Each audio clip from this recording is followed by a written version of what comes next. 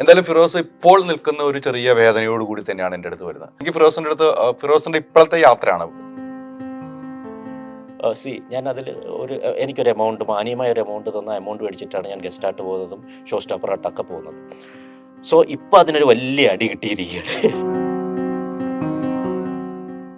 അദ്ദേഹം പല കാരണങ്ങളായാൽ നമ്മുടെ ഈ വിഷയത്തിൽ, അതായത് ഞങ്ങൾ ഡിവോഴ്സിൻ്റെ ഇതിലേക്ക് വന്നു പെട്ടുപോയതാണ്. സോ അദ്ദേഹത്തിൻ്റെ ചില തെറ്റിദ്ധാരണകൾ എന്ന് എനിക്ക് പറയാൻ പറ്റും, തെറ്റിദ്ധാരണകൾ മൂലം എനിക്ക് വന്ന വർക്കുകൾ ക്യാൻസൽ ചെയ്തു. അപ്പം ഞാൻ അങ്ങനെ പറഞ്ഞിട്ട് ഫോട്ടോയ്ക്ക് അയച്ചു കൊടുത്ത് അവർ അഡ്വാൻസ് ഇട്ട് വന്നു. അത് കഴിഞ്ഞപ്പോഴത്തേക്ക് ഈ വ്യക്തി ഇത് അറിഞ്ഞിട്ട് ഫിറോസ് ഉണ്ട്, എനിക്ക് വരാൻ പറ്റില്ല, അങ്ങനെയാണെങ്കിൽ നിങ്ങൾ എന്നെ അങ്ങ് മാറ്റി.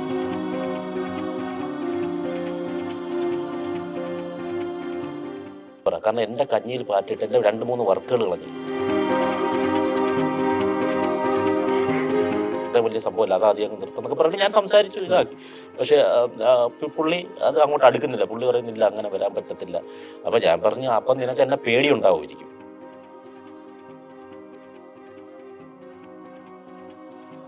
അല്ല, ആ പെൺകുട്ടി ഇപ്പം നമ്മൾ പെൺകുട്ടിയുമായി ബന്ധപ്പെട്ട് ഫിറോസിന് എന്തെങ്കിലും ബന്ധമുണ്ടെന്നായിരുന്നു സ്ഥാപിച്ചത്.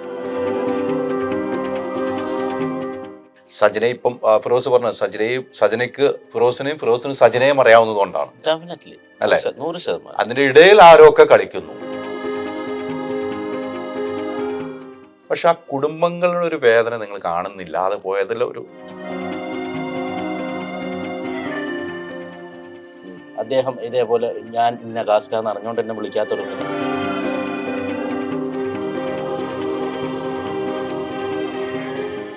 ഭയങ്കരമായിട്ട് ഞങ്ങൾ സപ്പോർട്ട് ചെയ്ത ഒരാൾ വന്നിട്ട് സജനയോട് മോശമായി പെരുമാറി എന്ന് പറഞ്ഞു.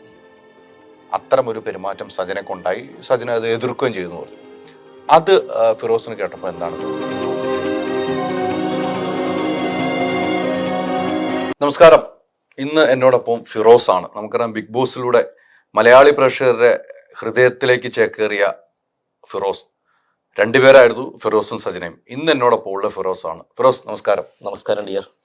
ഭയങ്കര സന്തോഷമാണ്. അതെ, തിരിച്ചും എനിക്ക് നിങ്ങൾ വളരെ ഇഷ്ടപ്പെട്ടൊരു ജേർണലിസ്റ്റാണ്, അതിലുപരി നല്ലൊരു ആർട്ടിസ്റ്റാണ്. സിനിമയുമായി അടുത്ത് നിൽക്കുന്ന എനിക്ക് നിങ്ങൾ ഭയങ്കര ഇഷ്ടമാണ്. പക്ഷേ എനിക്കൊന്നുമില്ല, ഫിറോസിന്റെ യാത്രയാണ് എനിക്കറിയേണ്ടത്. ഫിറോസിന്റെ യാത്ര നല്ല രീതിക്ക് യാത്ര തുടരുന്നു. നമ്മൾ ഇപ്പോൾ പല വേദിയിലും വെച്ചുകൊണ്ട്, ഇടയ്ക്കൊക്കെ പല സ്ഥലത്തും വെച്ചുകൊണ്ട്, മറ്റു കാര്യങ്ങളൊക്കെ വേറെ. അതൊന്നുമില്ല. എങ്ങനെയാണ് ഇപ്പോൾ ഫിറോസിന്റെ യാത്ര? ഇപ്പോൾ ഒരു 2-3 സിനിമകളുടെ ഭാഗമായിട്ട് നിൽക്കുന്നു. പിന്നെ ഷോസ് ഉണ്ട്, ഡാൻസ് ഷോസ് കാര്യങ്ങളുണ്ട്, അങ്ങനെയൊക്കെ പോകുന്നുണ്ട്. കുഴപ്പമില്ല അല്ലെ? ഈ നിലവിൽ ഫിറോസ് ഇപ്പൊ കൊച്ചിയിൽ സെറ്റിലാണ്. എന്റെ അറിവിൽ കൊച്ചിയിൽ സെറ്റിൽ നമ്മൾ പല പ്രാവശ്യം സംസാരിച്ചിട്ടുണ്ട്. അത് സിനിമയും നമ്മുടെ പരിപാടികളൊക്കെ ആയിട്ടുള്ള ഷോസ് ഒക്കെ ആയിട്ടല്ലേ? ബിഗ് ബോസിൽ നിന്ന് ഇറങ്ങിയതിനു ശേഷമാണ് ഫിറോസ് ആണെന്ന് ജനങ്ങൾ അറിഞ്ഞത് അല്ലെ? അതെ. അതിന് മുമ്പ് ഫിറോസ് ഉണ്ട്. പക്ഷെ ആ സമയത്ത് ഡേഞ്ചറസ് ബോയ്സ് എന്ന് പറഞ്ഞ പണ്ടൊരു ആദ്യത്തെ പ്രാങ്ക് ഷോ, ആ സമയത്ത് ആക്ച്വലി 10 പേര് തിരിച്ചറിഞ്ഞു. ശരിക്കും എൻ്റെ ഒരു ടേണിംഗ് പോയിന്റ് അതാണ്. പിന്നെ പല ഷോ ചെയ്തെങ്കിലും ഒരു ഗ്യാപ്പ് അവിടെ ഉണ്ടായി.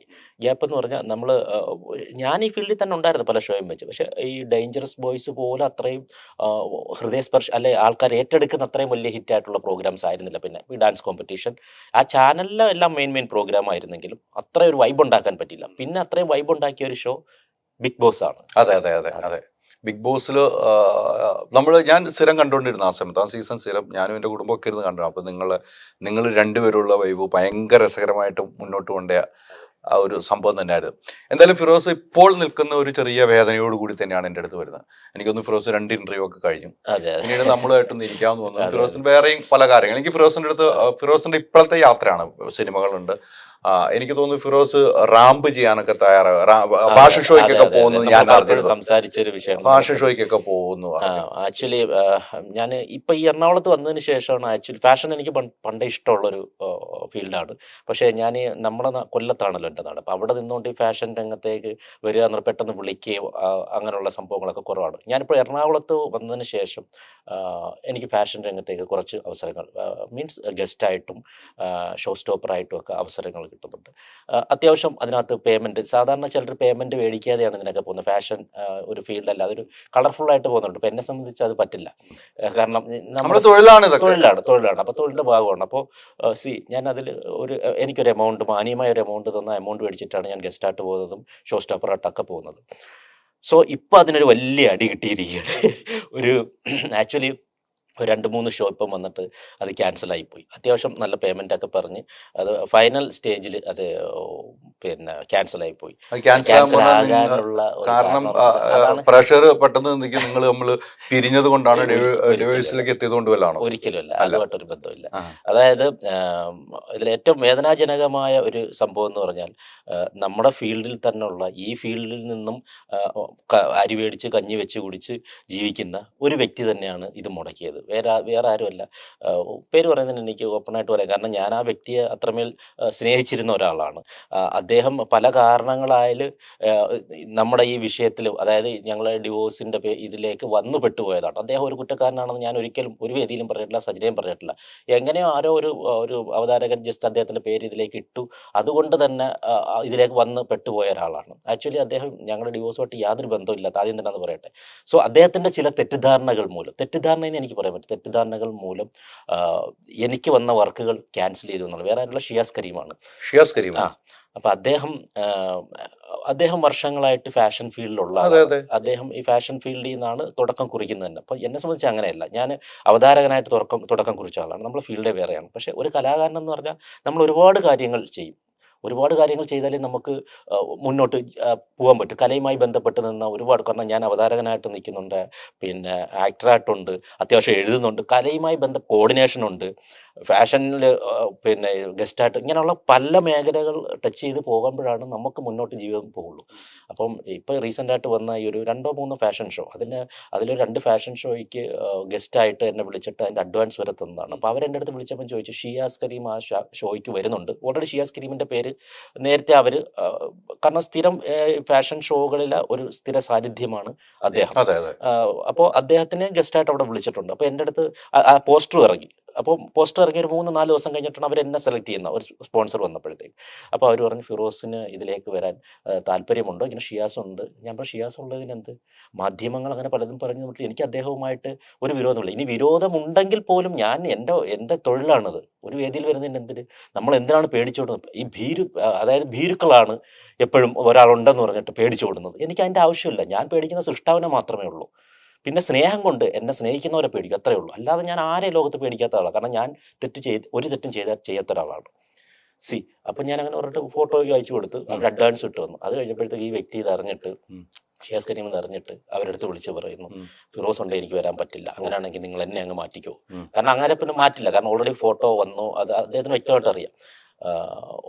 അത് മാത്രമല്ല, ഞങ്ങൾ രണ്ടുപേരും വന്നു കഴിഞ്ഞാൽ വളരെ ബാലിഷ്യമായുള്ള ഡയലോഗുകൾ എനിക്ക് തോന്നി. ഞങ്ങൾ രണ്ടുപേരും വന്നു കഴിഞ്ഞാൽ ക്യാമറക്കാരെല്ലാം ഞങ്ങളെ സൂം ചെയ്യും, പിന്നെ അത് വലിയൊരു ചർച്ചാ വിഷയമാവും. അപ്പം ഞാൻ ആലോചിക്കുകയാണ്, ഈ 3.5 കോടി ജനങ്ങൾ കിടക്കുകയാണ്, എത്രയോ സെലിബ്രിറ്റീസ് ലെവലിൽ നിൽക്കുന്നവരുണ്ട്. ഈ ഷിയാസ് എന്താണ്, ഞാൻ എന്താണ്? നമ്മളെ ക്യാമറക്കാരെല്ലാം കൂടെ ഒന്ന് സൂം ചെയ്ത് നാളത്തെ വിഷയമാവാൻ നാട്ടുകാർക്ക് ഒരുപാട് കാര്യങ്ങളുണ്ട്. നമ്മളങ്ങ് ഒന്നുമല്ല, മനസ്സിലായോ? നമ്മൾ ഒരു 10 പേരിലോ 2 പേര് അറിയാവുന്ന ആൾക്കാർ എത്രയേ ഉള്ളൂ എന്ന് പറഞ്ഞിട്ട് നമ്മൾ ഇങ്ങനെ ക്യാമറക്കാരും ഒന്ന് സൂം ചെയ്ത്, എന്ത് ബാലിഷ്യമായ കാര്യങ്ങളാണ് അദ്ദേഹം പറഞ്ഞത്.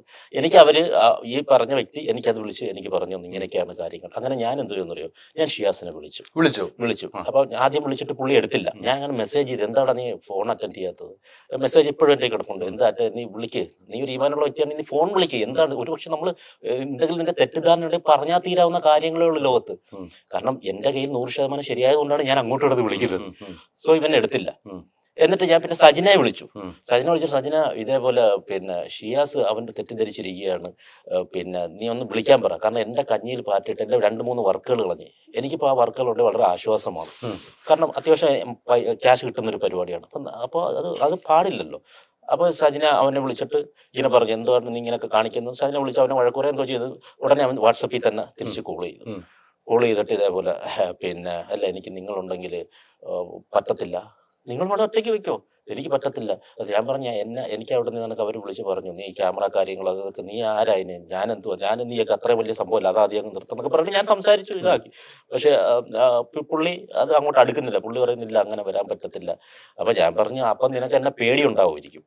പേടി ഉണ്ടായത് കൊണ്ടാണല്ലോ ഞാൻ വരുന്നൊരു വേദിയിൽ നിനക്ക് വരാൻ പറ്റാത്തത്. എന്നാൽ പുള്ളി പറയുന്നില്ല അങ്ങനെ പേടിയില്ല, അങ്ങനെയാണ് ഞാൻ എവിടെ ഉണ്ട് അവിടെ വരാം. അതായത് ഗുണ്ടായിസം പോലെ. ഞാൻ പറഞ്ഞു എനിക്ക് ഇടിച്ചു തോൽപ്പിക്കാനെന്നുള്ള ഇതില്ല, അതിന്റെ ആവശ്യം എനിക്കില്ല. ഈ ബാലിശമായി ചിന്തിക്കുക, നീ പ്രാക്ടിക്കലായിട്ട് പറയൂ. നീ ഒരാളുടെ കഞ്ഞി പാറ്റിട്ടിട്ടാണോ നീ ഇങ്ങനെ, എന്തിന്റെ പേരിലാണ് അതെനിക്ക് മനസ്സിലാവുന്നില്ല. എന്തിന്റെ പേരിലാണെന്ന് പോലും എനിക്ക് മനസ്സിലാവുന്നില്ല. അങ്ങനെ ചുരുക്കം പറഞ്ഞ അങ്ങനെ സംഭവം. പക്ഷെ പുള്ളി അടുക്കുന്നില്ല. ഇന്നലെ ആ ഷോ കഴിഞ്ഞു, ഇനിയിപ്പോ നാളെ 19th അടുത്ത ഷോ ഉണ്ട്. അതൊക്കെ പക്ഷെ അത് ഇങ്ങനെ ക്യാൻസൽ. ഇപ്പൊ ഫാഷൻ ഷോയിലെ മിക്ക കുറെ ഷോകളും ഇത് കണക്കുള്ള എല്ലാ ഷോയിലും. അപ്പൊ ഞാൻ പറഞ്ഞു എനിക്ക് അത്യാവശ്യം പൈസ മേടിച്ചിട്ടാണ് ഞാൻ ആ പരിപാടിക്ക് പോകുന്നത്. അപ്പൊ പുള്ളി പറഞ്ഞില്ല, ഞാൻ 1 രൂപ പോലും മേടിക്കാതാണ് ഞാൻ ഇങ്ങനെ ഗസ്റ്റായിട്ട് പോകുന്നത്. ഞാൻ 1 രൂപ മേടിക്കില്ല, ഫ്രീ ആയിട്ടാ പോകുന്നത്. ഞാൻ പറയാം, അത് നിങ്ങൾക്ക് പൈസ കൊണ്ടാണ് നിങ്ങൾ ഫ്രീ ആയിട്ട് പോകുന്നത്, അല്ലെങ്കിൽ നിങ്ങൾ എൻജോയ് ചെയ്യാനായിരിക്കും ഫാഷൻ. ഇത് എന്നെ സംബന്ധിച്ച് അതൊരു തൊഴിലാണ് ഇതെല്ലാം. എനിക്ക് ഫ്രീ ആയിട്ട് പോകാനോ അങ്ങനെയുള്ള ഒരു ഇത് എനിക്കില്ല. മനസ്സിലായി എന്നൊക്കെ പറഞ്ഞ് ഇങ്ങനെയുള്ള കുറച്ച് സംഭാഷണങ്ങളൊക്കെ ആയി. പിന്നെ ഞാൻ പറയാം, എന്താണെന്ന് പറഞ്ഞാൽ നീ ബുദ്ധി വിളിച്ചു, പക്ഷേ നീ ചെയ്യുന്നത് ഒരിക്കലും മാന്യതയല്ല, അത് നിനക്ക് എപ്പോഴെങ്കിലും ഇതിന്റെ ഒരു തിരിച്ചടി സൃഷ്ടാവ് നിനക്ക് തന്നിരിക്കും. ഇത്ര ഞാൻ പറഞ്ഞോളൂ. ഇതാണ് അതിന്റെ സംഭവിച്ചത്. ഇത് അല്ല, അങ്ങനെ ഈ ഷിയാസ് കരീമുമായിട്ട് എന്തെങ്കിലും ഇഷ്യൂസ് ഉണ്ടോ നിങ്ങളുടെ ജീവിതത്തിൽ? ഒരിക്കലും ഒരു ഇഷ്യൂ ഇല്ല എന്നുള്ളതാണ്. ഈ ഷിയാസ് കരീമും ഞാനുമായിട്ട് ഒരു ഇഷ്യൂമില്ല. ഇതിനകത്ത് എനിക്ക് തോന്നുന്നത്, നമുക്ക് ആ പേര് പറയാൻ പറ്റില്ല, അദ്ദേഹത്തിന്റെ ഒരു പഴയ ഒരു ex girl friend, what ever may be, നമുക്ക് ആ വ്യക്തിയുടെ പേര് പറയുക, നമ്മൾ അവരൊന്നും ഇതിൽ വലിച്ചഴിക്കില്ല. ഞാനുമായിട്ട് ഒരു ഫോട്ടോ, നമ്മളിപ്പോ ഇൻസ്റ്റാഗ്രാമിൽ ഇപ്പം ഫോട്ടോ ഷെയർ ചെയ്തിരുന്നു. ഇപ്പൊ നമ്മൾ ഇപ്പോ കണ്ടാലും ഒരു പക്ഷേ നമ്മൾ ഫോട്ടോ എടുക്കും, നമ്മൾ എടുത്തിട്ടുണ്ട് വീഡിയോ, ഇതൊക്കെ നമ്മൾ ഇൻസ്റ്റയിൽ ഷെയർ ചെയ്യും. അത് നമ്മൾ എപ്പോഴും നമുക്കൊരു കള്ളത്തരം ഉണ്ടെങ്കിൽ അവരെ നമ്മൾ ഹൈഡ് ചെയ്ത് വെക്കത്തേ ഉള്ളൂ. നമ്മൾ പബ്ലിക്കായിട്ടൊരു കാര്യം ചെയ്യുമ്പോൾ, അത് പബ്ലിക്കിന്റെ മുന്നിൽ വെച്ചൊരു കാര്യം ചെയ്യുമ്പോൾ അതിൽ കള്ളത്തരങ്ങൾ ഉണ്ടാവില്ല. അതൊരു കോമൺ സെൻസ് ആണ്, നമ്മൾ മനസ്സിലാക്കേണ്ട ഒരു കാര്യമാണ്. അപ്പൊ ഞാൻ പലരുടെയും കൂട്ടത്തിൽ വീഡിയോ ചെയ്യും. എന്റെ ഇൻസ്റ്റ എടുത്ത് നോക്കിയാൽ മതി, ഫോട്ടോ ഇടാറുണ്ട്. അപ്പൊ അങ്ങനെ ഈ കുട്ടിയായിട്ട്, ഈ പറയപ്പെടുന്ന കുട്ടിയായിട്ട് ഫോട്ടോ ഇട്ടിരുന്നു, വീഡിയോ ഇട്ടിരുന്നു. ആ സംഭവം അപ്പൊ പുള്ളി തെറ്റിദ്ധരിച്ചിട്ടുണ്ടാകാം. ഞാൻ പിന്നീട് അറിഞ്ഞ അങ്ങനെ തെറ്റിദ്ധരിച്ചിട്ടുണ്ടായി. അപ്പൊ അതിൽപ്പെട്ട ഒരു സംഭവം പുള്ളിയുടെ മനസ്സിൽ ഒരു ഡാർക്ക് അടിച്ച് കിടപ്പുണ്ട്. അപ്പൊ ഇതൊക്കെ പറഞ്ഞാലല്ലേ നമ്മൾ ഇപ്പൊ എന്റെ അടുത്ത് ചോദിക്കണ്ടേ അങ്ങനെ എന്തെങ്കിലും ഉണ്ടെങ്കിൽ. ഇപ്പം ഹൈദർജി അടുത്ത് എന്തെങ്കിലും ഒരു എന്നെ കുറിച്ച് ഇപ്പൊ എന്തെങ്കിലും ഒരു ഇതുണ്ടെങ്കിൽ ഞാൻ വിളിച്ചു ചോദിക്കും, അത് മാന്യത. അല്ലാതെ മറ്റവരങ്ങനെ പറഞ്ഞു, ഇവരിങ്ങനെ പറഞ്ഞു, അതൊന്നും ഒരു ആണത്വത്തിൽ പെടുന്ന സാധനമല്ലല്ലോ. അല്ല, ആ പെൺകുട്ടി ഇപ്പം നമ്മൾ പെൺകുട്ടിയുമായി ബന്ധപ്പെട്ട് ഫിറോസിന് എന്തെങ്കിലും ബന്ധമുണ്ടെന്നായിരുന്നു സ്ഥാപിച്ചത്? അല്ല, ബന്ധമുണ്ടെന്നതിലുപരി അങ്ങനെ ബന്ധമുണ്ടെന്ന് സ്ഥാപിക്കേണ്ട അത്രയും അല്ലല്ലോ പുള്ളി. ബന്ധമുണ്ടെന്ന് അറിയത്തില്ല, ഞാൻ അദ്ദേഹത്തെ തകർക്കാൻ വേണ്ടിയിട്ട് അവരുമായിട്ട് കൂട്ടുപിടിക്കുന്നു എന്നുള്ളതാണ്. അതായിരിക്കും അദ്ദേഹത്തിന്റെ ഇഷ്യൂ. അല്ലാതെ ഇഷ്യൂ വന്നതിന് ശേഷമാണ് ഫോട്ടോ ഷെയർ ചെയ്യുന്നത്. അല്ല, ഓൾറെഡി അത് ഞാനുമായിട്ടുള്ള അദ്ദേഹത്തിന്റെ ഇഷ്യൂ ഒക്കെ എന്നോ നടക്കുന്ന കാര്യങ്ങളാണ്. അതിപ്പം നമ്മൾ അത് നോക്കണ്ട, അവരുടെ ഇഷ്യൂ അത് വേറെ. നമ്മളടുത്ത് ഒരാൾ എങ്ങനെ പെരുമാറുന്നു എന്നുള്ളതും. ഇപ്പൊ ഹൈദർജി ബാക്കിയുള്ളടത്ത് എല്ലാം ചിലപ്പോൾ നെഗറ്റീവ് ആയിരിക്കാം. എന്റെ അടുത്ത് ഹൈദർജി പെരുമാറുന്ന വളരെ മാന്യമായിട്ടും ഞാൻ കണ്ടിട്ടുള്ള മാന്യമായിട്ടുള്ള വ്യക്തിയായിട്ടാണ്. നിങ്ങൾക്ക് ആ സ്നേഹം എനിക്ക് തിരിച്ചു തന്നാൽ മതി. എന്റെ അടുത്ത് പെരുമാറുന്നത് എങ്ങനെയാണോ അങ്ങനെ ഞാൻ ആ രീതിയിൽ ഞാൻ കാണുള്ളൂ. അല്ല മറ്റൊരാൾ എന്ത് പറഞ്ഞു എന്ന് നോക്കിയിട്ട് ഒരാളെ ഞാൻ വിലയിരുത്താറില്ല. അതൊരു ശരിയായ നടപടിയല്ലല്ലോ. ഈ ഒരു ഫോട്ടോ അദ്ദേഹത്തിന് തെറ്റിദ്ധരിപ്പിച്ചിട്ടുണ്ട് അല്ലെ എന്നാണ് ഫിറോസിന്റെ മനസ്സിലുണ്ടായിരുന്നത്. ഈ വിഷയം ഉണ്ടായപ്പം നിങ്ങളെ ഈ പീരിയലും വാർത്തകളും ഒക്കെ വന്നതിന് ശേഷം ഫിറോസ് കാണിച്ച ഒരു മര്യാദ ഞാൻ എടുത്തു പറഞ്ഞു, സജനയെ തന്നെ വിളിച്ചു എന്നുള്ളതാണ്. അല്ല, സജിനെ ഞാൻ ഇപ്പോഴും വിളിക്കും. അതെ, ഇപ്പോഴും വിളിക്കുന്നോണ്ടാണ് വിളിച്ച് ഈ കാര്യങ്ങൾ പറയുകയും ചെയ്തത്. പിന്നെ തീർച്ചയായും, കാരണം അത് സജിനയ്ക്ക് ആരെന്ത് പറഞ്ഞാലും സജിനയ്ക്ക് വ്യക്തമായിട്ട് അറിയാം ഞാൻ എന്താണെന്നുള്ളത്. അപ്പോൾ പല അലിഗേഷൻസ് വന്നെങ്കിലും സജിന ഉറച്ചു നിൽക്കുന്നു. ഫിറോസ്ക്ക് അങ്ങനെ അല്ല. നിങ്ങളുടെ ഫോട്ടോ കണ്ട് അദ്ദേഹത്തെ വിലയിരുത്തല്ലേ, ഫിറോസ്ക്ക് വേറെ ഫ്രണ്ട് ബാക്കി. കാരണം അവൾക്ക് എന്നെ വ്യക്തമായിട്ട് അറിയാം, അത് അനുഭവമാണ്. അവൾ എന്റെ കൂടെ ജീവിച്ച ഞാൻ എങ്ങനെയാന്നുള്ളത് അനുഭവമാണ്. അതുകൊണ്ടാണ് അവൾ അത്ര കോൺഫിഡൻസോടെ പറയുന്നത്. ബാക്കിയുള്ളവരൊക്കെ ചുറ്റിലും നിന്ന് പറയുന്നവരാണ്.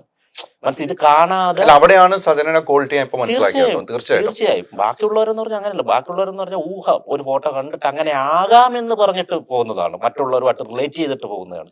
സജിന എന്ന് പറഞ്ഞാൽ എന്റെ കൂടെ ജീവിച്ച് ഞാൻ എന്താണെന്ന് അറിയാവുന്ന വ്യക്തിയാണ്. നമ്മുടെ കൂടെ ജീവിക്കുന്ന ഒരാൾക്കെ നമ്മളെ കുറിച്ച് അറിയാൻ പറ്റൂ. സോ അതുകൊണ്ടാണ് അവള് അത്രയും കോൺഫിഡൻസ് ആയിട്ട് പറഞ്ഞത്. അങ്ങനെ അല്ല എന്ന്. അല്ല, അത് എനിക്ക് ഫിറോസ് തുടക്കത്തിൽ പറഞ്ഞു പോയ 2 കാര്യങ്ങളാണ് എനിക്ക് പേഴ്സണലായിട്ട് ശരിക്കും എൻ്റെ മനസ്സിൽ കഴിയുക. ഈ വിഷയം ഉണ്ടാവുന്നു, ഞാൻ വിളിക്കുന്നത് സജനയെ തന്നെ വിളിക്കുന്നു, ഈ കാര്യങ്ങൾ പറയുന്നു, സജന ഷിയാസ് കരീം വിളിച്ചു, അങ്ങനെയുള്ള ഒരു വ്യക്തിയല്ല ഫിറോസ് എന്ന് തന്നെ പറയുമ്പോൾ സജന ഇപ്പം ഫിറോസ് പറഞ്ഞ സജനയ്ക്ക് ഫിറോസിനും സജനയും അറിയാവുന്നതുകൊണ്ടാണ് അല്ലെ. 100%. അതിന്റെ ഇടയിൽ ആരോ ഒക്കെ കളിക്കുന്നു. ഇടയില് അത് എല്ലായിടത്തും ഉണ്ടാവുമല്ലോ. അതെ, അതെ. ഇടയിൽ കയറി മറ്റേ ഓണത്തിനിടയ്ക്ക് പുട്ട് കച്ചവടം നടത്തുന്ന ഒരുപാട് പേരുണ്ട്. പിന്നെ നമ്മൾ ശ്രദ്ധിക്കേണ്ട വേറെ കാര്യം എന്ന് പറഞ്ഞാൽ അത് ഒരു ബുദ്ധിയുള്ളവന് മനസ്സിലാക്കാവേണ്ട കാര്യമാണ്. നമ്മളിപ്പം പല വാർത്തകളും കേൾക്കുന്നു, എയർപോർട്ടിൽ നിന്ന് ഒരു 5 കിലോ സ്വർണം പിടിച്ചു. ആക്ച്വലി ഒറ്റ കൊടുക്കുന്ന ഈ സ്വർണം കൊടുത്തയച്ച ആള് തന്നെയാണ്. എന്നിട്ട് അതിന്റെ മറവിൽ നടക്കുന്ന ഒരു കാര്യമുണ്ട്. ഈ 5 കിലോ അവിടുന്ന് എസ്കേപ്പ് ചെയ്യിപ്പിക്കുമ്പോൾ ടൺ കണക്കിന് സ്വർണം വേറെ അവിടുന്ന് കടത്തുന്നുണ്ട്. അപ്പൊ ഇതിലേക്ക് ഇട്ട് കൊടുത്തിട്ട് ഇതിന്റെ മറവിൽ കൂടി, ഈ ചെറിയ കാര്യത്തിന്റെ മറവിൽ കൂടി വലിയൊരു സാധനം അവിടെ ഹൈഡ് ചെയ്യുന്നുണ്ട്. അതാരും അറിയാതെ അതിനെ സേഫ് ആക്കുന്നുണ്ട്. മനസ്സിലായി?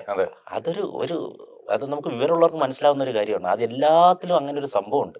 നിങ്ങളുടെ ഡൈവേഴ്സിൽ ഈ ഷിയാസ് കരീമിന്റെ പേര് പറയാനുള്ള ഒരു കാരണം എന്താണ്? എപ്പോഴും ഈ ഒരു ഇഷ്യൂ മാത്രമാണ്? വേറൊരു ഇന്റർവ്യൂ സജനയുമായിട്ട് ഉള്ള ഇന്റർവ്യൂല് പറയുന്നത് കേട്ടു, താങ്കളുമായിട്ട് അതിനുള്ള മറുപടി പറയുന്നത് കേട്ടു. ഞാൻ കേട്ടതുകൊണ്ടാണ് പറഞ്ഞത്. എന്തുകൊണ്ടാണ് ഈ ഷിയാസ് കരീമിന്റെ പേര് വരുന്നത് എന്നുള്ളതാണ്. അദ്ദേഹം നിങ്ങൾ പറയുന്ന പോലെ ഒരു ഇന്നസെന്റ് ആണ്.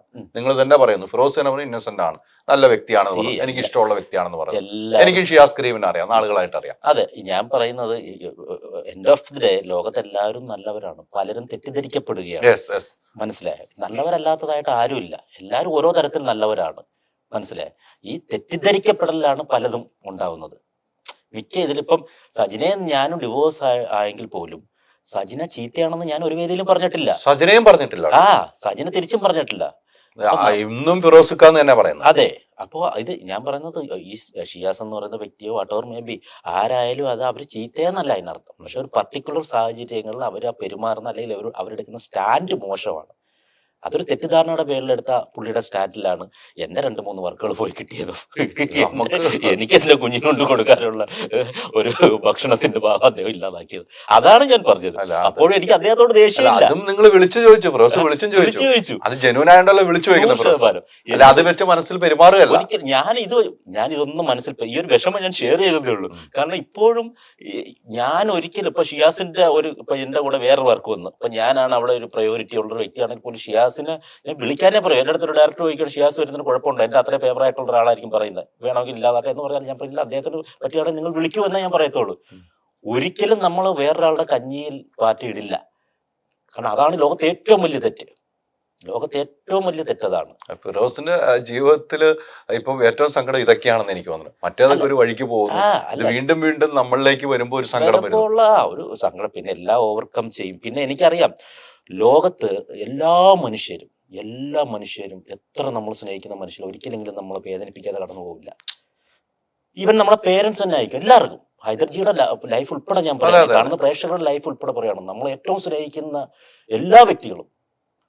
ഈ സ്നേഹത്തിന്റെ കാര്യം വേറെ സംഭവമുണ്ട്. സ്നേഹിക്കപ്പെടാത്തവരും, അതായത് നമ്മളെ സ്നേഹിക്കാത്തവരും നമ്മളെ വേദനിപ്പിക്കും. സ്നേഹവും വേദനയും തമ്മിലുള്ള വ്യത്യാസം അതാണ്. നമ്മൾക്കിപ്പം സ്നേഹം തരാത്ത വ്യക്തികളുണ്ടല്ലോ, നമ്മുടെ സറൗണ്ടിൽ ഇല്ലാത്ത വ്യക്തികൾ പോലും ചെയ്യാൻ പറ്റുന്ന ഒരു കാര്യം നമ്മളെ വേദനിപ്പിക്കാൻ ശ്രമിക്കുക എന്നുള്ളതാണ്. അപ്പൊ പിന്നെ ഈ സ്നേഹിക്കുന്നവരും നമ്മളെ മാക്സിമം നമ്മളെ ഒരു പ്രാവശ്യങ്ങളും വേദനിപ്പിക്കാതെ പോവില്ല. പേരൻസ് പോലും നമ്മളെ ഏറ്റവും സ്നേഹിക്കുന്ന നമ്മളെ പേരൻസ് ആണ്. മനസ്സിലായി? ഇപ്പോഴുള്ള പേരൻസിനെ ഞാൻ പറയുന്നത്, ഇപ്പോഴുള്ളതെന്ന് പറഞ്ഞാൽ ഈ പബ്ബ് പേരൻസ് ആണ് കഴിവ്. ഞാൻ എറണാകുളത്ത് വന്നിട്ട് മനസ്സിലാക്കാൻ കഴിഞ്ഞത്, ഞാൻ അത്യാവശ്യം ചില വീക്കെൻഡിലൊക്കെ പബ്ബിൽ പോകാറുള്ള ഒരു വ്യക്തിയാണ്. അപ്പൊ അവിടെ എനിക്ക് അത്ഭുതകരമായിട്ട് തോന്നുന്നത്, ഈ അടുത്തിടയ്ക്ക് ഒരു ഫാമിലി ഞാൻ പരിചയപ്പെട്ടു. അപ്പൊ അവര് പറഞ്ഞതെന്ന് പറയുന്നത് മക്കള് ഉള്ളതാണ്, കൊച്ചു കുട്ടികളാണ്. അപ്പോൾ ഞാൻ ചോദിച്ചു കുട്ടികളെ അപ്പോൾ ആരെ ഏൽപ്പിച്ചു? അത് ഒന്നിന് ഒരു വയസ്സോ സംതിങ്ങേ ഉള്ളൂ. അതിന് ആരെ ഏൽപ്പിച്ചു? അപ്പൊ മൂത്ത 6 വയസ്സുള്ള കുഞ്ഞിനെ ഏൽപ്പിച്ചിട്ട് വന്നതാണെന്ന് രാത്രി ഏൽപ്പിച്ചിട്ട് വന്നതാണെന്ന് രാത്രി 9 മണിക്ക് പബ്ബിൽ പോകുമ്പോൾ 12 മണിയാവും. ഒരമ്മ പറയുകയാണ്, അച്ഛനും ഉണ്ടാക്കൂട്ടത്തിൽ. അങ്ങനെയുള്ള പേരൻസിനെ കുറിച്ചല്ല ഞാൻ പറഞ്ഞത്. അങ്ങനെയുള്ള പേരൻസിന് കുട്ടികളുടെ ഒരു അറ്റാച്ച്മെന്റും കാണത്തില്ല. നമ്മളെയൊന്നും ഒരിക്കലും നമ്മളെ മാതാപിതാക്കൾ ഇങ്ങനെ ഏൽപ്പിച്ചിട്ടൊന്നും ഞാൻ അത്ഭുതത്തോടെ കാണുകയാണ്. മനസ്സിലായി? അത് ഞാൻ പറഞ്ഞ അത്തരം പേരൻസിനെ അല്ല, കുറച്ചുകൂടെ മാറിയുള്ള എല്ലാവരും അങ്ങനെ എല്ലാവരും അങ്ങനെ നല്ല പറയുന്നത്.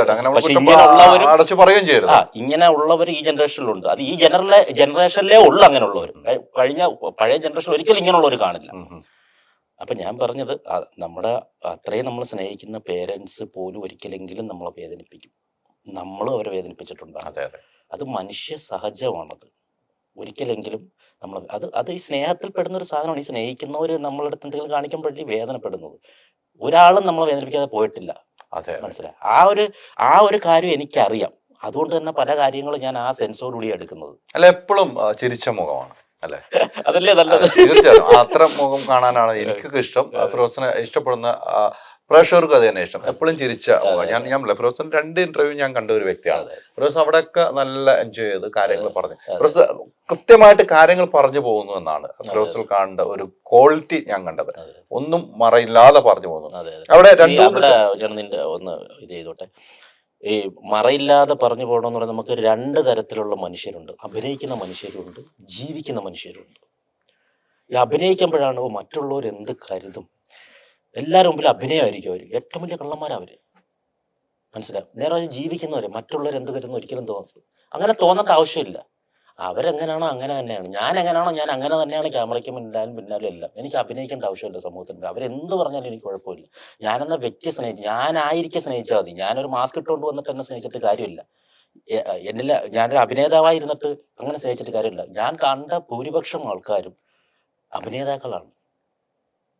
അവരെന്ത് കരുതും, ഞാൻ ഇങ്ങനെ പെരുമാറണം എന്ന് കരുതി പെരുമാറി മസിലും പിടിച്ചുകൊണ്ട് നടക്കുന്നത്. ഞാൻ അങ്ങനെയൊന്നുമല്ല കേട്ടോ. ഞാൻ എങ്ങനെയാണോ അങ്ങനെ തന്നെയാണ്. ഞാൻ ജീവിക്കുക. ജനിച്ചു, ഒരു ചോദ്യം ജനിച്ചു, മരിക്കും. ഇപ്പൊ ഞാൻ ജീവിക്കുകയാണ്. ഫിറോസിനെ സംബന്ധിച്ചിടത്തോളം എനിക്ക് നിങ്ങളുടെ ഈ ബന്ധങ്ങള് ഞാനൊക്കെ ഇപ്പോഴും ആഗ്രഹിക്കുന്നത് നിങ്ങൾ ഒന്നിച്ച് ജീവിക്കാന്ന്. ഇപ്പോഴും ഞാൻ ആഗ്രഹിക്കുന്നത് അങ്ങനെയാണ്, നിങ്ങൾ ഒന്നിച്ച് ജീവിക്കുക എന്നുള്ള ആഗ്രഹക്കാരനാണ്. പിന്നെ നമ്മൾ ഒരേ കമന്റുകൾ നിങ്ങൾ ഒന്നിച്ച് ജീവിക്കുക എന്നുള്ള കമന്റുകൾ തന്നെ വന്നു. കൃത്യമായിട്ട് ആലോചിച്ച് എടുത്തു ചാടി ചെയ്തതായിട്ട് എനിക്ക് തോന്നുന്നത്. നിങ്ങൾ ആലോചിച്ച് തന്നെ തീരുമാനിച്ചു. നിങ്ങൾ പരസ്പരം പറഞ്ഞു തന്നെ പിരിയുന്നതാണ്. പക്ഷെ അവിടെയൊക്കെ നിങ്ങളുടെ അപ്പുറത്തേക്ക് വേദനിക്കുന്ന കുടുംബമാണ്.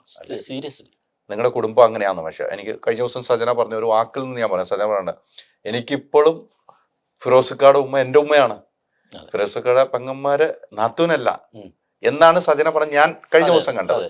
അപ്പൊ അത്രയും അറ്റാച്ച്മെന്റ് ആണ് നിങ്ങൾ കുടുംബത്തില്. തിരിച്ച് ഞാനും അങ്ങനെയാണ്. നിങ്ങൾ അതാണ് ഞാൻ പറയാം, അങ്ങനെ തന്നെയാണ് അല്ലെ? നിങ്ങൾ ഫിറോസും അങ്ങനെ തന്നെയാണ്. പക്ഷെ ആ കുടുംബങ്ങളുടെ ഒരു വേദന നിങ്ങൾ കാണുന്നില്ല. അത് പോയതിൽ ഒരു സീരിയസ്ലി അത് നമ്മൾ മറ്റുള്ളവരുടെ വേദനകൾ കൂടുതൽ മനസ്സിലാക്കിയത് കൊണ്ടാണ് ഇത്രയും വർഷം നീണ്ടതെന്ന് വേണമെങ്കിൽ ഞാൻ പറയാം.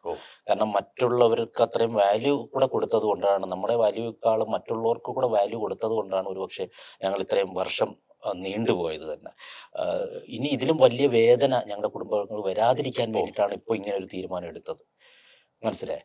ഇപ്പോഴാകുമ്പം ഇന്നും സജിനയ്ക്ക് എൻ്റെ ഉമ്മയെ വിളിക്കാം, എൻ്റെ പെങ്ങളെ വിളിക്കാം, എൻ്റെ ബ്രദറിനെ വിളിക്കാം. അവരൊക്കെ അവൾക്ക് നല്ലതേ പറഞ്ഞു കൊടുക്കുള്ളൂ. തിരിച്ച് പിന്നെ സജിനാട് ഉമ്മയിൽ ദാണ്ട് ഇപ്പോൾ ഇന്ന് രാവിലെ കൂടി മെസ്സേജ് അയച്ചതേ ഉള്ളൂ. അപ്പോൾ അത്രയും സ്നേഹമാണ് എനിക്ക്. സജിനാട് ബ്രദറിനെ വിളിക്കാം, അളിയാന്നും പറഞ്ഞാണ് എപ്പോഴും വിളിക്കുന്നത്. അപ്പോൾ അതെന്ന് പറഞ്ഞാൽ ഈ പറഞ്ഞതുപോലെ ഒരു നല്ല വേയിലാണ് ഞങ്ങൾ ഈ പിരിഞ്ഞത്. മനസ്സിലായി? ഏറ്റവും ഞങ്ങളുടെ പ്രശ്നങ്ങൾ ഞങ്ങൾക്ക് രണ്ടുപേർക്ക് മാത്രമേ അറിയാവൂ.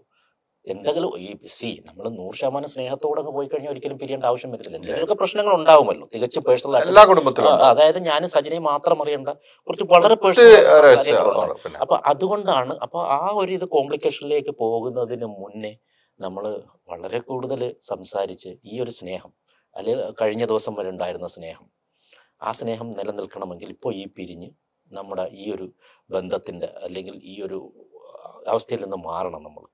എന്നാലേ ഇന്നലെ വരെ നിന്നെ സ്നേഹിച്ച, അവളെ സ്നേഹിച്ചാൽ അവൾ എന്നെ സ്നേഹിച്ചാൽ ആ ബഹുമാനത്തോടെ നമുക്ക് ഇനിയും തുടരാൻ പറ്റും എന്നുള്ള വളരെ പക്വമായ തീരുമാനത്തിലാണ് ഞങ്ങൾ എത്തിയത്. അത് ഒരു ദിവസം കൊണ്ടെടുത്ത തീരുമാനം, കുറേ മാസങ്ങളായിട്ട്, അല്ലെങ്കിൽ വർഷം എന്ന് തന്നെ പറയാം. അത്രയും എടുത്ത് ലോങ് ടൈം ഞങ്ങൾ എടുത്ത തീരുമാനമാണ്. അതുകൊണ്ട് തന്നെയാണ് ഇപ്പോൾ പെട്ടെന്നൊരു ദിവസം ഞങ്ങൾ ഇങ്ങനെ എടുക്കുവാണെങ്കിൽ ഒരുപക്ഷെ ഈ ചിരിച്ച മുഖം കാണണമെന്നില്ല ക്യാമറയ്ക്ക് മുന്നിൽ വരുമ്പോൾ പോലും. നമ്മൾ അതുമായി അഡ്ജസ്റ്റഡായി, ആ സാഹചര്യവുമായിട്ട് നമ്മൾ അഡ്ജസ്റ്റഡായി. നമ്മളെ സാഹചര്യവുമായി അഡ്ജസ്റ്റഡായി കുറേ നാളുകൾക്ക് ശേഷമാണ് സഞ്ജന വന്നത് അനൗൺസ് ചെയ്തത്. അല്ല, സജന വന്ന് അങ്ങനെ അനൗൺസ് ചെയ്യുമ്പോൾ ഒരിക്കലും ഫിറോസ് ഞാനത് വിചാരിച്ചില്ല. കാരണം ഞാൻ എൻ്റെ അത്രത്തോളം പേഴ്സണൽ കാര്യങ്ങൾ, പ്രത്യേകിച്ച് നമുക്ക് ഡിവോഴ്സ് എന്ന് പറയുന്ന ഒരു സന്തോഷ വാർത്തയല്ല, അത്രയും ദുഃഖകരമായൊരു വാർത്തയാണ്. അത് കഴിവതും നമ്മൾ ദുഃഖങ്ങൾ സ്പ്രെഡ് ചെയ്യാൻ നിൽക്കുക എന്നുള്ളതാണ്. അപ്പോൾ അത് മാത്രമല്ല, അത് തികച്ചും പേഴ്സണലാണ്. അപ്പോൾ ഞാനതൊരിക്കലും പുറത്ത് അങ്ങനെ പറയില്ലായിരുന്നു. അതിൻ്റെ കൂടെ നടന്നു പോകേണ്ട ഒരു കാര്യമാണ്. അത് സജിന പറഞ്ഞു, ഞാൻ കുറ്റം പറയല്ല, അദ്ദേഹത്തിന് പറയാൻ തോന്നി. അത് അദ്ദേഹത്തിന്റെ വ്യക്തി അല്ല, സമൂഹം അറിഞ്ഞോട്ടെ, ഇനി ഒറ്റയ്ക്കുള്ള യാത്ര ചെയ്യുമ്പോൾ മറ്റുള്ളവർ ചിലപ്പോൾ അതിലൊരു നല്ല ഫിറോസിനെ കാണുന്നില്ല എന്നുള്ള ചോദ്യത്തിൽ നിന്നും ആയിരിക്കാം, അങ്ങനെയുമാകാമല്ലോ. തീർച്ചയായും നല്ല ഉദ്ദേശത്തോടെ ആയിരിക്കാം. ഞാൻ പറഞ്ഞത് അദ്ദേഹത്തിന്റെ ഞാൻ എന്റെ കാഴ്ചപ്പാടിൽ ഞാൻ അങ്ങനെ പറയില്ലെന്നാണ് ഞാൻ പറഞ്ഞത്. ഞാൻ പറയില്ല. സജന പറഞ്ഞാൽ എനിക്ക് ബട്ടർഫ്ലൈ പോലെ പറന്ന് നടക്കണം. അതെ അതെ, പറഞ്ഞോട്ടെ, സന്തോഷമുള്ള കാര്യം. സജന ഫിറോസ് പറഞ്ഞു സജന ഇപ്പോഴൊരു കുട്ടിത്തമാണെന്ന് പറഞ്ഞു. തീർച്ചയായും നിങ്ങൾ രണ്ടും പറയുന്നത് രസമാണ്. നിങ്ങൾ രണ്ട് ഹൃദയത്തിൽ നിന്നാണ് പറയുന്നത്. സജന എനിക്ക് ബട്ടർഫ്ലൈ പോലെ പറഞ്ഞു, സജന അവളൊരു കുട്ടിത്തമാണ്. കുട്ടികൾ ഇങ്ങനെ പറന്ന് നടക്കും. തീർച്ചയായും ആ പറന്ന് നടക്കുമ്പോൾ എവിടെയെങ്കിലും കേടുകൾ പറ്റാതെ പറന്ന് നടക്കട്ടെ എന്നുള്ള പ്രാർത്ഥന ആയിരിക്കും ഫിറോസിനോട്. തീർച്ചയായും നമുക്ക് ഒരു പട്ടം ഇങ്ങനെ എത്രത്തോളം ഹൈറ്റിൽ പോയി അതിങ്ങനെ പറക്കുന്നത് കാണാൻ രസമാണ്. അപ്പോഴും അതിൻ്റെ ഒരു അറ്റം നമ്മുടെ കയ്യിലുണ്ടാവും. അതാണ് അതിൻ്റെ കൺട്രോൾ. പക്ഷെ ഈ അറ്റം നമ്മുടെ കയ്യിൽ നിന്ന് പോയാൽ അതിനൊരു കൺട്രോൾ ഉണ്ടാവില്ല. ആ രസം ഇങ്ങനെ പറന്ന് നടക്കും. പക്ഷെ അതിന് പിന്നീട് ഉണ്ടാകുന്നൊരു അങ്ങനെ ഉണ്ടാവാതിരിക്കട്ടെ. ഞാൻ അതാണ് ഉദ്ദേശിച്ചത്, മനസ്സിലായോ? അതങ്ങനെ ഉണ്ടാവാതിരിക്കട്ടെ. സജനയുടെ പറക്കലില് ഒരറ്റം ഫിറോസിന്റെ കയ്യിലുണ്ടായിരുന്നു. കഴിഞ്ഞ ഈ ഞങ്ങളുടെ ഡിവോഴ്സിന് മുന്നേ വരെ കയ്യിലുണ്ടായിരുന്നു. ഇപ്പോൾ ഇതിൽ പക്ഷെ അദ്ദേഹം അപ്പോഴും ഞാൻ ആഗ്രഹിക്കുന്നത് ഒരിക്കലും മറ്റു പട്ടങ്ങളിൽ കുരുങ്ങി അത് നശിക്കാതിരിക്കട്ടെ എന്നാണ് ഞാൻ ആഗ്രഹിക്കുന്നതും പ്രാർത്ഥിക്കുന്നതും. അങ്ങനെ കുരുങ്ങി നശിച്ചു കഴിഞ്ഞാൽ അത് വേദനാജനകമാണ് എനിക്ക്. തീർച്ചയായും എൻ്റെ ലൈഫിൻ്റെ നല്ലൊരു 10 വർഷം അദ്ദേഹത്തിൻ്റെ കൂടെ സ്പെൻഡ് ചെയ്ത ഒരാളാണ്. അപ്പോൾ ഒരിക്കലും എനിക്ക് അദ്ദേഹം നശിച്ചു എന്ന് ആഗ്രഹിക്കാൻ. അല്ല, ഫിറോസിന്റെ മറ്റൊരു ക്വാളിറ്റിയാണ് പറയാം. സജന എന്നൊരു പെൺകുട്ടിയെ ജീവിതത്തിൽ കൊണ്ട് സജനയ്ക്ക് വേണ്ടത്, സജനയ്ക്ക് കലയോട് ഇഷ്ടം വന്നപ്പോൾ സജനയെ കൈപിടിച്ച് കൊണ്ടുവന്ന ഫിറോസാണ്. അത് സജന പറയുന്നുണ്ട്. തീർച്ചയായും അവിടെയൊക്കെ ഫിറോസ് ഒക്കെയാണ്. അതെ അല്ലെ? അവിടെയൊക്കെ ഫിറോസ് അതൊരു മുസ്ലിം ഫാമിലിയിൽ നിന്ന് ഒരു പെൺകുട്ടി വരുമ്പോൾ ഒരു കലയിലേക്ക് വരുമ്പോൾ ഒരു തടസ്സങ്ങളും നിങ്ങൾക്കറിയാം അല്ലെ? അവിടെ ആ പെൺകുട്ടിയെ ചേർത്ത് പിടിച്ച് സിനിമയിലാണെങ്കിൽ എല്ലാ സ്ഥലത്തേക്കും കൊണ്ടുപോയി അല്ലെ? അതെ അതൊക്കെ അദ്ദേഹം ഇപ്പോഴും പറയുന്നുണ്ട്. അതൊന്നും അദ്ദേഹം ഒന്നും മാറ്റി പറഞ്ഞിട്ടില്ല. അതാണ് സജനയുള്ള ക്വാളിറ്റി. അതൊരു ക്വാളിറ്റി തന്നെയാണ്. നമ്മൾ അതൊക്കെ ഇപ്പോഴും പറയുന്നുണ്ട്. തീർച്ചയായും നമ്മൾ മനസ്സിലാക്കേണ്ടത്, ഒരാളെ കുറിച്ച് നമ്മൾ പോസിറ്റീവ് ആയിട്ട് സംസാരിക്കണമെങ്കിൽ അദ്ദേഹത്തിന്റെ ഒരു ക്വാളിറ്റി വേണം. അതെ മനസ്സിലായി? ആ ക്വാളിറ്റി ഉണ്ടെങ്കിൽ മാത്രമേ ഒരാളെ കുറിച്ച് തീർച്ചയായും എനിക്കും അങ്ങനെ പറഞ്ഞാൽ അതൊരു ക്വാളിറ്റി ഇല്ലായ്മയാണ്. അതായത് ഒരാളെ കുറിച്ച് കഴിവതും കുറ്റം അത് നമ്മളിൽ തന്നെ ഒതുങ്ങുക. ചില കാര്യങ്ങൾ നമ്മളോടുകൂടി തന്നെ അത് ഇല്ലാതാവുക. അല്ലാതെ കുറ്റം നമ്മൾ അങ്ങനെ പറഞ്ഞുകൊണ്ട് നടക്കുന്നതിനോട് എനിക്ക് വലിയ താല്പര്യമില്ല. ഇപ്പൊ ഈ ഷിയാസിന്റെ കാര്യം പോലും ഞാൻ ഇത്ര വേദനയായിട്ടും അദ്ദേഹത്തിന് കുറ്റപ്പെടുത്തുകയല്ല ചെയ്യുന്നത്. അവസ്ഥ ഞാൻ പറഞ്ഞു എന്നുള്ളതേ ഉള്ളൂ. അല്ല, അവസ്ഥ പറയുമ്പോൾ അതിനകത്തൊരു പോസിറ്റീവ് ഉണ്ട്. ഷിയാസിന് വിളിച്ചു എന്നാണ്. അതാ അതുങ്ങളെ ഇവിടെ വന്ന് ഒരു ചാനലിന് മുമ്പ് ഒന്നും പറയുമല്ല ചെയ്തത്. ഷിയാസിനെ വിളിച്ചതിന് ശേഷമാണ് നമ്മളായിട്ട് നിന്നപ്പോ പറഞ്ഞത്. ഇനിയിപ്പോ നാളെ ഞാൻ ഷിയാസിനെ കണ്ടാൽ ഇതൊന്നും എന്റെ മനസ്സിലുണ്ടാവില്ല. അതാണ് എന്റെ ഒരു ഇത്. ഞാൻ അതൊക്കെ മറന്നുപോകും. ഞാൻ അദ്ദേഹത്തെ കാണുമ്പോൾ അന്നേരത്തെ ഇത് ഞാൻ പോയി ഹഗ് ചെയ്യും. ഇതൊക്കെ എൻ്റെ രീതിയെ അങ്ങനെയാണ്. എനിക്കങ്ങനെ വൈരാഗ്യമില്ല. ഇവരൊക്കെ എനിക്ക് തോന്നുന്നു എൻ്റെ സാഹചര്യങ്ങൾ ദൈവം ഇങ്ങനെ പറഞ്ഞിട്ടുണ്ട്, നീ ഇങ്ങനെയൊക്കെ പോകണം. അതിൽ നിമിത്തങ്ങളാവുന്ന ഇതെല്ലാം അങ്ങനെയാണ് ഞാൻ ചിന്തിക്കുന്നത്. ഇതെല്ലാം നിമിത്തങ്ങളാണ്. നമ്മൾ വേദനിക്കുന്നതും വേദനിക്കപ്പെടുന്നതും സന്തോഷിക്കുന്നതും ഒക്കെ എല്ലാം ബാക്കിയുള്ളൊരു നിമിത്തമാവുന്നതാണ്. നമ്മളെന്തായാലും പുള്ളി എഴുതി വെച്ചോണൊക്കെ അത്രയും നാളെ അത് ജീവിച്ച് ഇവിടെ തീർത്തിട്ട് നാടകം ആടിയിട്ടേ പോകാൻ പറ്റത്തുള്ളൂ. അത് ഉറപ്പായ. അല്ല, ഈ പെരുന്നാളിന്റെ കാര്യം പറഞ്ഞപ്പോൾ എനിക്ക് അവിടെ കൂട്ടിച്ചേർക്കണം. ഇത് മതപരമായിട്ട് എടുക്കരുത്. നമ്മൾ പറഞ്ഞില്ലേ എന്താ ഒരു മുസ്ലിം ഫാമിലിയുടെ കാര്യം പറഞ്ഞപ്പോൾ, ഞാൻ ആക്ച്വലി ഞങ്ങള് മുസ്ലിം ഫാമിലി ആണെങ്കിലും എല്ലാ ഫെസ്റ്റിവൽസും, അതിപ്പോ ഇതുമായിട്ടൊരു ബന്ധമല്ല, പക്ഷെ എനിക്കത് ഇതിന്റെ കൂട്ടത്തേക്ക് ചേർക്കുകയാണ്. എല്ലാ ഫെസ്റ്റിവൽസും ഞാൻ സെലിബ്രേറ്റ് ചെയ്യുന്നത്. ഞാനെന്നല്ല, നമ്മളുമായിട്ട് സറൗണ്ട് ചെയ്യുന്ന എല്ലാവരും. ഇപ്പോൾ എനിക്ക് അവിടെ ഒരു കാര്യം ഞാൻ വിചിത്രമായിട്ട് തോന്നി. ഇപ്പം ഓണം ഞാൻ സെലിബ്രേറ്റ് ചെയ്യാറുണ്ട്, ക്രിസ്മസ് സെലിബ്രേറ്റ് ചെയ്യണം. നമ്മളെല്ലാം ഒരുവിധം മുസ്ലിംസ് എല്ലാവരും അത് ബാക്കിയുള്ള കാസ്റ്റ്, ഞാൻ മുസ്ലിംസ് ഉദ്ദേശിച്ച ബാക്കിയുള്ള കാസ്റ്റ്, ക്രിസ്ത്യൻസ് ആയിക്കോട്ടെ മുസ്ലിംസ് ആയിക്കോട്ടെ എല്ലാവരും സെലിബ്രേറ്റ് ചെയ്യാറുണ്ട്. പക്ഷെ ഞാൻ അപ്പോഴും ആലോചിക്കുന്നത്, പെരുന്നാള് വേറെ ആരും സെലിബ്രേറ്റ് ചെയ്തില്ല. അതെന്താണ്? എനിക്ക് അങ്ങോട്ടൊരു ചോദ്യമാണ്. അല്ല, പെരുന്നാളിന് നമ്മൾ വിളിക്കാറുണ്ട് സുഹൃത്തുക്കളെ, പക്ഷെ ഓണത്തിന് നമ്മളെ വിളിക്കാറുണ്ട്. പക്ഷെ എന്നിരുന്നാലും ഇപ്പൊ എന്റെ വീട്ടിലൊക്കെ ഓണത്തിനെന്ന് പറഞ്ഞാൽ ഊഞ്ഞാലിടാറുണ്ട്, സദ്യ വെക്കാറുണ്ട്. അടിപൊളി സദ്യയാണ് ഞങ്ങളുടെ വീട്ടിൽ വെക്കുന്നത്. ഈ ബിരിയാണിയും മറ്റേ പെരുന്നാളിന് വെക്കുന്നതിനെക്കാട്ടും അടിപൊളി സദ്യ എല്ലാ കാര്യങ്ങളും ഉണ്ടാക്കും. അത് ഞങ്ങൾ എല്ലാവരും കൂടെ കൂടും. അനിയനൊക്കെ കുക്കിങ്, അനിയൻ പെങ്ങളൊക്കെ അടിപൊളി കുക്കിങ്, ഇവരെല്ലാം ഞങ്ങളെല്ലാം കൂടെ കൂട്ടി അത് രസമാണ്. പക്ഷെ ഞാൻ ആലോചിക്കുന്നു, ഒരു പെരുന്നാൾ പോലും വേറൊരു കാസ്റ്റ് പിന്നെ സെലിബ്രേറ്റ് ചെയ്യുന്നില്ല. എന്താണ് അത്? എനിക്കത് വലിയ വിഷമമുള്ള കാര്യമാണ്. അതുകൂടെ സെലിബ്രേറ്റ് ചെയ്യണം കേട്ടോ. അത് അതിനകത്ത് വേറെ അത് പറയുമ്പോൾ നമ്മളൊക്കെ പഠിക്കുന്ന കാലത്ത് ഒരു മുദ്രാവാക്യം ഉണ്ട്, ഓണത്തിനുണ്ട് പത്തവധി, ക്രിസ്മസിനുണ്ട് പത്തവധി, റംസാൻ എന്തേ അവധി പറയൂ സർക്കാർ. എന്താണെങ്കിൽ അത് പാടില്ല. അങ്ങനെ ഒരു മുദ്രാവാക്യം എനിക്ക് ഞാനൊക്കെ പഠിക്കുന്ന കാലത്തോളം. ക്രിസ്മസിനുണ്ട് 10 ദിവസം അവധി, ഓണത്തിനുണ്ട് 10 ദിവസം, പെരുന്നാളാകുമ്പോൾ 10 ദിവസം അവധിയില്ല, 2 ദിവസം അവധിയുള്ളൂ. എന്താണ് ഇങ്ങനെ? അത് മോശമാണ് ഇത് കേട്ടോ. പറഞ്ഞപ്പോ അത് എനിക്ക് പെട്ടെന്ന് ഓർമ്മ വന്നു. പക്ഷെ നമ്മൾ ഇപ്പോഴത്തെ പെരുന്നാളിലൊക്കെ നമ്മുടെ സുഹൃത്തുക്കളെല്ലാം നമ്മുടെ വീടുകളിലാണ്. ആണ്. പക്ഷെ ഈ പറഞ്ഞ ഓണത്തിന് നോമ്പ് തുറയ്ക്ക് നമ്മൾ ഇത്രയും പേരെ അല്ല, വിളിക്കുന്നത്. സംഭവം സത്യമാണെങ്കിലും അല്ല, ഇതൊന്നും ആലോചിച്ച് നോക്ക്. പെരുന്നാൾ ഞാനത് പലപ്പോഴും ആലോചിക്കാറുണ്ട്. എനിക്ക് സങ്കടം എന്തുകൊണ്ടാണ് അങ്ങനെ. ഇതൊക്കെ സത്യത്തിൽ ഇതൊക്കെ ഒരു ഫെസ്റ്റിവലായിട്ട്, അപ്പൊ അത്രയും കൂടെ നമുക്ക് ഫെസ്റ്റിവലിന് ഒരു സമയം കിട്ടില്ല, എൻജോയ് ചെയ്യാൻ ഒരു സമയം അതെ കിട്ടില്ല. അതെ അതെ അതെ അതെ. മനസ്സിലായി. അത് എനിക്ക് ഞാൻ പലപ്പോഴും പിന്നെ ഞാൻ ആലോചിച്ച് ഈ ലോകം മൊത്തം തലകീഴായി തന്നെയാണ് പോയിക്കൊണ്ടിരിക്കുന്നത്. എവിടെയും ജാതിയുണ്ട്, ഏ, എവിടെയും മതമുണ്ട്. അതുകൊണ്ട് അല്ലേ? അത് അതൊക്കെയാണ്. ഇപ്പോഴും പക്ഷെ നടക്കുന്നു. അതിന്റെ ഉദാഹരണം ഇപ്പൊ സീരിയലിൽ വരെ ജാതി ഉണ്ടെന്ന് പറഞ്ഞ കാലഘട്ടമാണ്. അല്ലേ? അതാണ് ഒന്ന് ആലോചിച്ച് നോക്കുക. ഗായത്രി പറഞ്ഞില്ലേ? ഇതൊക്കെ വരും. ഗായത്രി പറഞ്ഞല്ലോ, ആ. സീരിയലിൽ വരെ ജാതിയാണ്. ഉണ്ട്, തീർച്ചയായിട്ടും ഉണ്ട്. ഇതൊക്കെ നമ്മൾ അനുഭവിക്കുന്ന സിനിമയിലും ഉണ്ട്, ആ. ഇല്ലെന്ന് പറയാം. അല്ല, അതാണ് ഇതൊക്കെ ഞാൻ ഇതിന്റെയൊക്കെ വിക്റ്റിമാണ് പലയിടത്തും. ചാനൽസിൽ പോലും അതിന്റെ വിക്റ്റിമാണ് ഞാൻ. അത് തലപ്പത്തിരുന്ന ഒരു ഡയറക്ടർ അടുത്ത്, ആരാധന പേര് പറയുന്നത്, വലിയൊരു ചാനലിന്റെ വലിയ അറിയപ്പെടുന്ന ഒരു വ്യക്തി. അദ്ദേഹം ഇതേപോലെ ഞാൻ ഇന്ന കാസ്റ്റാന്ന് അറിഞ്ഞുകൊണ്ട് എന്നെ വിളിക്കാത്തവരുണ്ട്. ഞാൻ അദ്ദേഹത്തിന് അപ്പോഴേ ഞാൻ വിളിച്ചിട്ട് ഫോൺ എടുത്തില്ല, മെസ്സേജ് ഞാൻ ഒരു എസ് പോലെ മെസ്സേജ് കൊടുത്ത്. ഞാൻ അറിഞ്ഞു. പക്ഷെ ഞാൻ ഈ കാസ്റ്റ് ആയതുകൊണ്ടാണ് ഞാൻ ഒരിക്കലും, കാരണം എൻ്റെ സറൗണ്ടിൽ നിൽക്കുന്നവരെല്ലാവരും ഏത് കാസ്റ്റാന്ന് പോലും ഞാൻ ചോദിക്കാതെ, കാരണം സീരിയസ്ലി ഞാൻ നോക്കുകയാണെങ്കിൽ എൻ്റെ അടുത്ത് നിൽക്കുന്നവരല്ല ആക്ച്വലി മുസ്ലിം ഫ്രണ്ട്സ് ഇല്ല എനിക്ക്. കൂടുതലും മുസ്ലിം ഫ്രണ്ട്സ് ഇല്ലെന്നല്ല, ഉണ്ട്, പക്ഷെ കൂടുതലും മറ്റ് കാസ്റ്റാണ്. കാസ്റ്റ് നോക്കിയിട്ടല്ല നമ്മൾ. പിന്നെ അതൊക്കെ അങ്ങനെ നമുക്ക് പറ്റുമോ? കാസ്റ്റ് നോക്കി സൗഹൃദങ്ങൾ എടുക്കാനും അല്ലെങ്കിൽ ഒരിക്കലും നമുക്ക് ചിന്തിക്കാൻ പോലും പറ്റാത്തൊരു മേഖലയാണ്. അപ്പോൾ ഒരു ചാനലിൽ തലപ്പത്തിരിക്കുന്ന ഒരാൾ, മനസ്സിലായി, അദ്ദേഹം ഇങ്ങനെ ഞാൻ ഈ കാസ്റ്റ് ആയതുകൊണ്ട്, അത് കാസ്റ്റിന്റെ പേരിൽ മാത്രം, അത് ഞാൻ വ്യക്തമായിട്ട് അറിഞ്ഞതുകൊണ്ടാണ് പറയുന്നത്. പക്ഷെ അതെനിക്ക് ഭയങ്കര സങ്കടമായി പോയി. അതുവരെയുള്ള വിലയും പോയി. അദ്ദേഹം വളരെ എഡ്യൂക്കേറ്റഡ് ആയിട്ടുള്ള വ്യക്തിയാണ്. കഴിഞ്ഞ ദിവസം ഫിഷാരുടെ എന്റെ ഇന്റർവ്യൂവിൽ പറഞ്ഞ ഒരു പോയിന്റാണ്, വലിയ പോയിന്റാണ്. ഫിഷാരടി, നാദിർഷ, റിമി ടോമി, 3 പേരും ഹിന്ദു, ക്രിസ്ത്യൻ, മുസ്ലിം. ഇനി വരാൻ പോകുന്ന കാലഘട്ട മതസൗഹാർദ്ദ പ്രോഗ്രാം കറക്റ്റാണ്. ഫിഷാരടി പറഞ്ഞ ഒരു കാര്യം, വളരെ വീക്ഷണത്തോടെ അത് അതിനും ഒത്തിരി ദൂരമില്ല എന്നാണ് ഫിഷാരടി പറഞ്ഞത്. കറക്റ്റ് കാര്യമാണ്, കറക്റ്റ് വീക്ഷണമാണ് നടക്കുന്നത്. കാരണം ഇതൊരു ഡാർക്ക് ഏജ് സിറ്റുവേഷനാണ് നമ്മൾ പോയിക്കൊണ്ടിരിക്കുന്നത്. ഈ കാണുന്ന എല്ലാം അതാണ്. ഞാൻ ഉദാഹരണത്തിന് പറഞ്ഞ ആ പബ്ബ് ലൈഫ് പോലും ഒന്ന് ആലോചിച്ചു. ഒരു കുഞ്ഞിന് 6 വയസ്സുള്ള മൂത്ത ഒരു മാസങ്ങളുള്ള കുഞ്ഞിനെ 1 വയസ്സുള്ള കുട്ടിയെ ഏൽപ്പിച്ചിട്ട് പോയത്. അതായത് 6 വയസ്സുള്ള ഒരു കുട്ടിയെടുത്ത് ഏൽപ്പിച്ചിട്ട് അവർ വന്നിരിക്കുന്ന പബ്ബിൽ എന്തിനാ? അവിടെ വന്നിട്ട് മദ്യപിക്കാനും ഡാൻസ് ചെയ്യാനും ഒക്കെ എൻജോയ് ചെയ്യാനാണ്.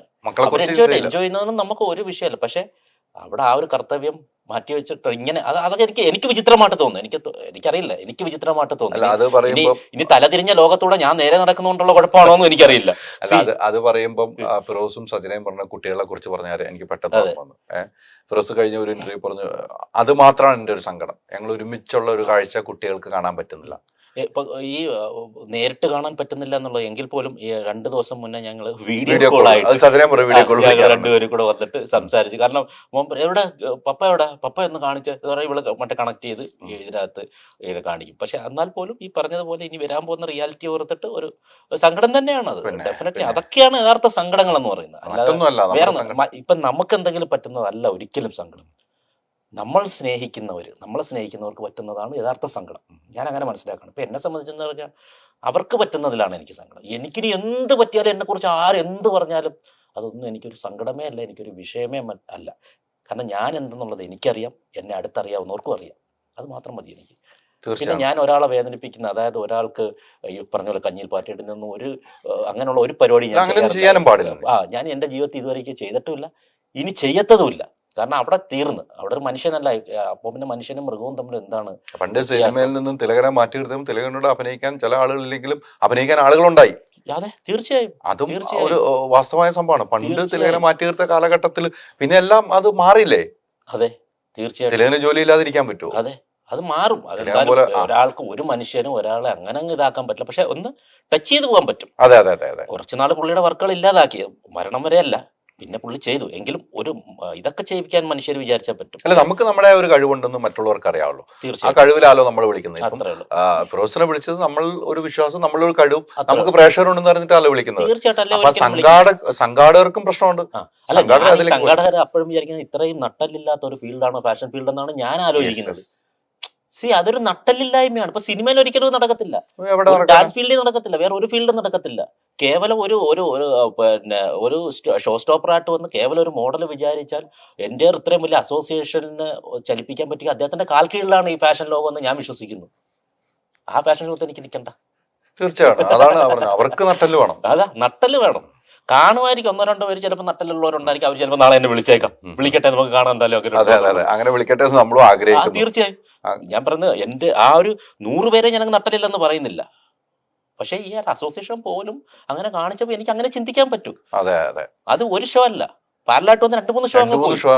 അപ്പൊ അത്രയും ഷോയിൽ നിന്ന് പോകുമ്പോഴും സംഘാടകർ 3 അല്ല 3 ഒറ്റ അല്ല, ഈ ഷോ എന്നത് പലതായിട്ടാണ്. ഞാൻ പറഞ്ഞത് അതിൽ ഒരു ഷോ ഈ അസോസിയേഷൻ ഷോ ആയിരുന്നു.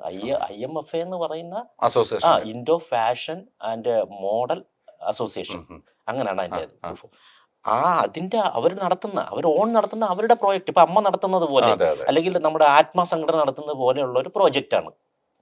മനസ്സിലായ? അതാണ് സംഭവിച്ചത്. അപ്പം എനിക്ക് സത്യത്തിൽ അതോടെ ഞാൻ ഒന്നാമത് ഇതിലൊരു ബഡ്ഡിങ് സ്റ്റേജാണ് ഫാഷൻ രംഗത്തേക്ക്, പക്ഷെ അവിടെ ഇത്രയും ഒരു എന്താണ് നട്ടലില്ലായ്മയായിട്ടാണ് എനിക്കത് തോന്നിയത്.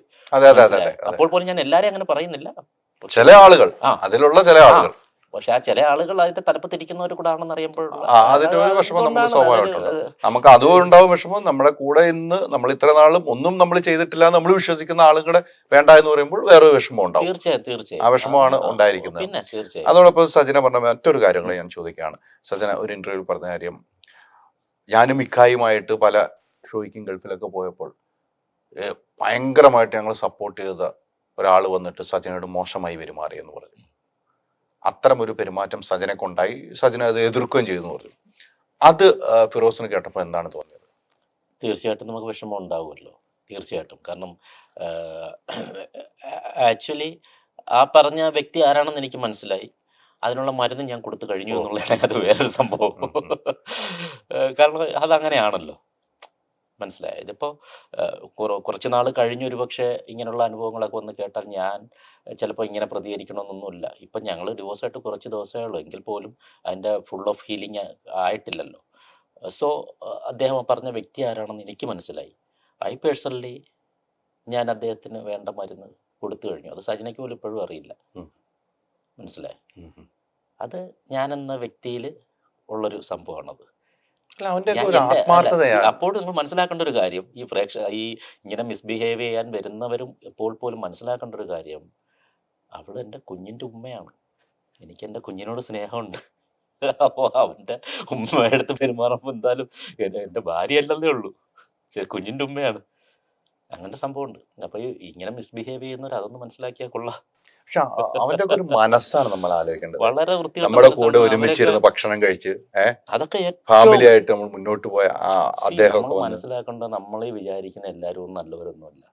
നമ്മൾ വിചാരിക്കും ഇവരൊക്കെ നല്ലവരാണെന്ന്. നമ്മൾ വിചാരിക്കുന്ന 100-ൽ 90% ആൾക്കാരും വെരി ബാഡ് പേഴ്സൺസ് ആണ്. മനസ്സിലായി? ചിലതിൻ്റെയൊക്കെ മേളിൽ മറ്റേ അങ്ങ് ഒരു മൂടുപടം ഇട്ട് ഒരു മുഖം മൂടിയൊക്കെ ഇട്ട് അഭിനയിച്ച് ജീവിച്ചു പോകുന്നവരാണ്. ഇവരെന്നും നമുക്ക് മനസ്സിലാക്കാൻ, നമ്മൾ കുറേയൊക്കെ അങ്ങ് മനസ്സിലാക്കിയെന്ന് വിചാരിച്ചാൽ അതൊന്നും ആക്കിയതല്ല, അതൊന്നും റിയാലിറ്റി അല്ല. ഇവരെയൊക്കെ ആക്ച്വലി നമ്മൾ എന്ന് മനസ്സിലാക്കുന്നോ അന്നാണ് നമ്മുടെ യഥാർത്ഥ വ്യക്തിത്വം എന്ന് നമുക്ക് പറയാൻ പറ്റും. അങ്ങനെ മനസ്സിലാക്കാൻ പറ്റില്ല ഒരു പരിധി. അത്രയും ആക്ടേഴ്സാണ്. മമ്മൂട്ടി മോഹൻലാലോ ഒന്നുമല്ല ഇവരുടെയൊക്കെ ജീവിതത്തിൽ ആക്ടിങ് കണ്ടു കഴിഞ്ഞു, മനസ്സിലായി. പക്ഷേ എത്ര ആക്ട് ചെയ്താലും ഒരിക്കലും ഇവർ പിടിക്കപ്പെടും. ഏതെങ്കിലും ഒരു രീതിയിൽ നമ്മൾ ഇവരെ മനസ്സിലാക്കാൻ സൃഷ്ടാവായിട്ടൊരു ഇതിട്ട് തരും. അല്ല, ഒരു കാര്യം ആലോചിക്കണം കേട്ടോ, കാരണം ആ വേഷം എപ്പോഴെങ്കിലും അവർ അഴിച്ചു വെക്കേണ്ട അവസ്ഥ വരും. അതെ തീർച്ചയായിട്ടും. ഒരു കാര്യം ആലോചിക്കണം, നിങ്ങള് രേഖാമൂലം ഡൈവേഴ്സ് ആയിട്ടില്ല, കാര്യങ്ങൾ നടക്കുന്നതിന്റെ ഇടയ്ക്കാണ് അദ്ദേഹം ഈ പെരുമാറ്റം പെരുമാറി. അതെ, ഒന്ന് ആലോചിക്കണം അവന്റെ ഒരു മാനസികാവസ്ഥ, എന്തുമാത്രം ഒരു വൃത്തികെട്ട മാനസികാവസ്ഥ. അവനൊരു വീട്ടിന്റെ അകത്ത് കയറ്റാൻ കൊള്ളാവോ? വീട്ടിനകത്തെന്നല്ല, സ്വന്തം വീട്ടിൽ പോലും നിർത്താൻ പറ്റില്ല. കാരണം സ്വന്തം വീട്ടിൽ അദ്ദേഹത്തിന്റെ ഭാര്യ മാത്രമല്ല, അദ്ദേഹത്തിന്റെ മക്കളും പെൺമക്കളും ഒക്കെ ഉണ്ടാവുമല്ലോ. അവരെങ്ങനെ ഇങ്ങനെ പെരുമാറുന്നവന് മക്കളൊന്നും ഒരു നോട്ടം കാണില്ല, മനസ്സിലായേ?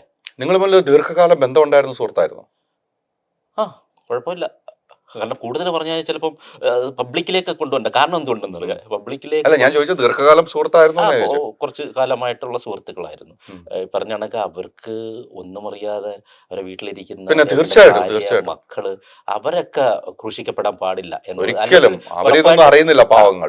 അല്ലെങ്കിൽ സജിനായും അദ്ദേഹത്തിന്റെ പേര് അവിടെ പറഞ്ഞേനെ, സജിന പറഞ്ഞതിനെ ഞാൻ പറഞ്ഞേനെ.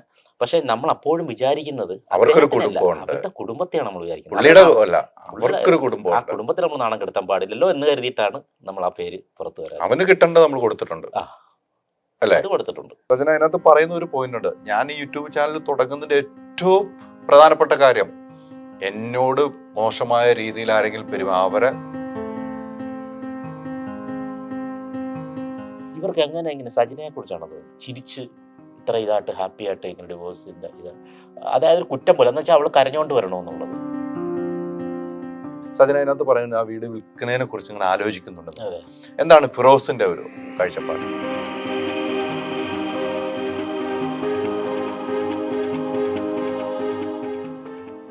മക്കളെ എങ്ങനെ പറഞ്ഞ് വിശ്വസിപ്പിക്കുന്നു? ഇപ്പം സംശയങ്ങൾ ഉണ്ടായിട്ടുണ്ടോ നിങ്ങളുടെ ജീവിതത്തിൻ്റെ ഉള്ളിൽ? എന്തിനാണ് പിന്നെ ചില പേരുകൾ ഇതിനകത്തേക്ക് കയറി വരുന്നത്?